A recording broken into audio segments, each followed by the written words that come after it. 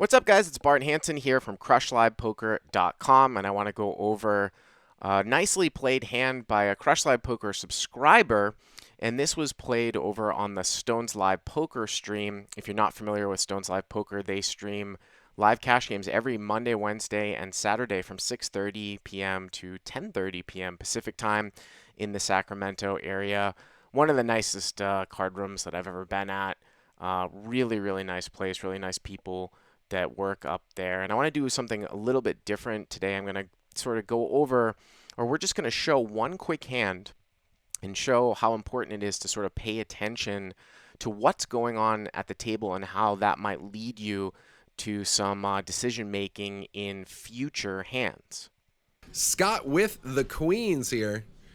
Looks like, ooh, and Bart with ace-king is going to make it a blasto to go. He's going to make it 90, and that's a snap call by Scott. Interesting. So Scott had just like limp called, basically. And he's just playing his queens pretty passively here. Not a bad thing. He is out of position. He's in the shittiest of all the positions. And that's a good flop for him. I think he could find a instant check here, induce the c-bet, and then go from there, right? Yeah, his hand is obviously massively under-repped. Bart might think he's ahead. You know, like what?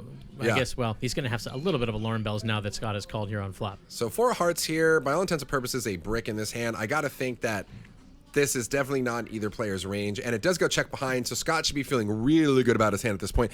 Kings, aces, jacks, tens, never check behind. Look at that. Did you see Bart? He said, oh, jeez. Yeah, Bart's Look like, at that. whoa. I love it. That's so great. He's basically like, I could have lost a whole hell of a lot more than I did. Dude, Whoa. I love Bart's facial reaction. They're like, whoa, You all have right. queens? How do you Holy have crap. queens? So I was just flabbergasted when the guy turned over queens. I thought he said queen high. Obviously, he did not limp re-raise, right, and just sort of check called and then just kind of had it checked down. But the important thing to note here, though, of course, is the fact that Andrew, who is actually going to be in seat 6, his hand that we're going to be looking at, he was keenly aware of what just happened. He saw the guy, just limp call with queens and basically, check it down. So let's get on to the hand in question here. So this is about $1,800 effective, and it sort of starts with an under-the-gun limp, and it gets folded over to Andrew, who's on the button, who raises to 50 here with king-queen offsuit, and with the king of hearts, and that's going to be important in the hand. Scott makes the call with a hand that he probably should just 3-bet right away, obviously ace-queen suited, and I look down in the big blind with pocket jacks, and of course I've got the straddler to my left, so this is a slam dunk 3-bet for me. I make it 5x $250. The straddle and the limper fold, and it gets back over to Andrew, and this is probably just the one part of the hand where I wasn't a huge fan of. This is probably a fold here, especially when you have somebody who's tight, who's kind of called in the small blind when you raised after the button.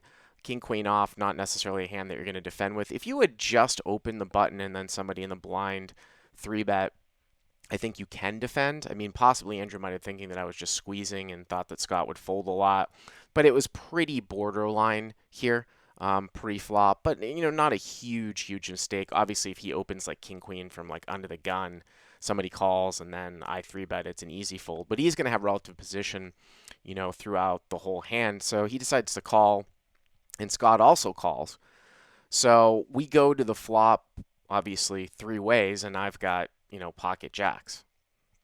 Now, obviously, this is not a great flop for me here. Ace 8-5 with 2 hearts. Scott checks. I do not have the jack of hearts in my hand. I decide to check. And Andrew here with king queen with the king of hearts. This is one of these spots where a lot of people, when they're looking at poker theory, they're like, where do you find your bluffs from? Because he has the king of hearts in his hand, I actually think that this is a pretty good spot to start a bluff and to represent hearts. Andrew's pretty familiar with my game too. I'm probably not going to be checking a whole lot of ace king, ace queen here.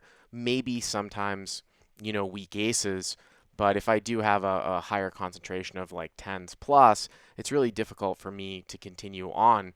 So he makes a bet here of 300, and I like that bet if you are obviously going to continue, and bluff a heart. Now, Scott immediately calls next to act, Now, just from the queens versus ace king hand, we can sort of know that he's going to have a big ace here. At a minimum, possibly a set or something like that, but he's certainly going to have a big ace. That makes it a really easy decision for me. I just can easily fold my jacks. And things sort of change for Andrew here, because if Andrew had bet and Scott had folded and I had check called, it's possible Andrew could have certainly barreled me off of the hand. Now that Scott has called next to act, it's pretty obvious that he has, a big ace. So we roll the turn, and the turn's a pretty big blank. It's obviously in an offsuit 6. Scott checks, and at this point, especially against a lot of recreational players, and if I do peg them as having a big ace, I'm probably not going to make a bet here. I mean, I think that we can sort of credibly check behind on the turn, see what happens, see if we kind of hit our heart on the river, but this guy's not going to be going anywhere if he has a big ace, obviously if we bet again. So I do like the quick check behind here by Andrew. And now we roll the river, which is an interesting card. It's the 9 of hearts, so it completes the front door flush draw, but it also puts a one-liner to a straight out there. Anyone with a 7 would have a straight, and Scott quickly checks.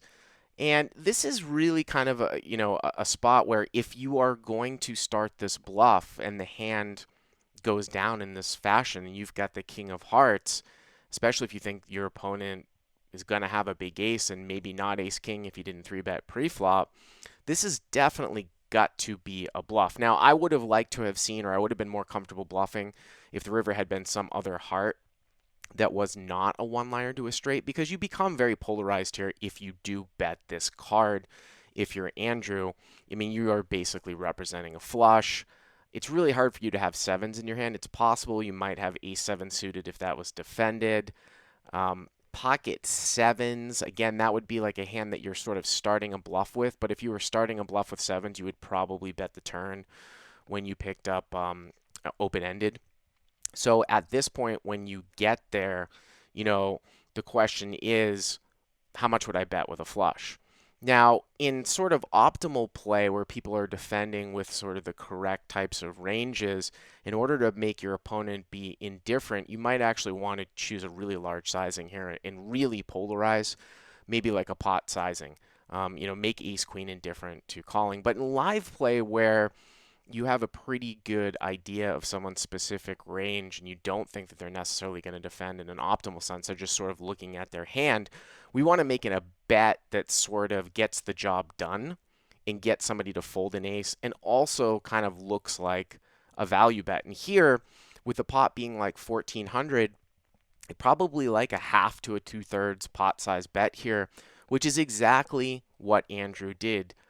Came out and bet about 800 here at the end. And his hand really does look like a flush. And like I said, if you're going to start this bluff because you have the king of hearts, you certainly have to continue on with this river. And you are going to have a fair amount of flushes. I mean, when you think of it, the suited hands that Andrew might defend with pre-flop, all the suited broadways, like a jack 10 of hearts, queen jack of hearts, king, queen of hearts, king, jack of hearts, all those kind of hands, maybe like a 9, 10 of hearts, they would all play it this way as a bet on the flop.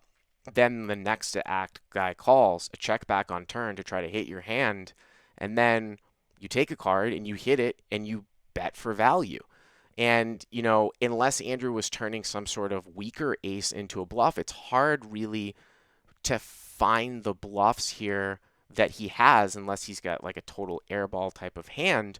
But this is one of the hands that he has that is a bluff, and that kind of makes him balanced and really difficult to play. This was a story of, a subscriber to StonesLivePoker learning some of this new material, really concentrating on that hand before with the queens versus ace king, kind of realizing that this particular opponent might be very, very nitty and executing very, very well on a spot that a lot of people may have missed. I don't know, man. I think Scott was about to fold. Now he's leaning towards maybe making the call. 50-50. His bullshit meter's going off, Yeah, man. he thinks he wants to call. It's like, I think it's like, gosh, I think my opponent has it, but my hand is so good. What do I do? I would go to table talk, but neither of them are saying anything. Yeah, there's absolutely, it's crickets at the table right now. You can hear a pin drop. Oh, and he does fold. What a bluff by Andrew. Thanks for watching this video, and if you like what you see here, please hit the subscribe button. And check out Stones Live Poker every Monday, Wednesday, and Saturday from 6:30 p.m. to 10:30 p.m. Pacific Time.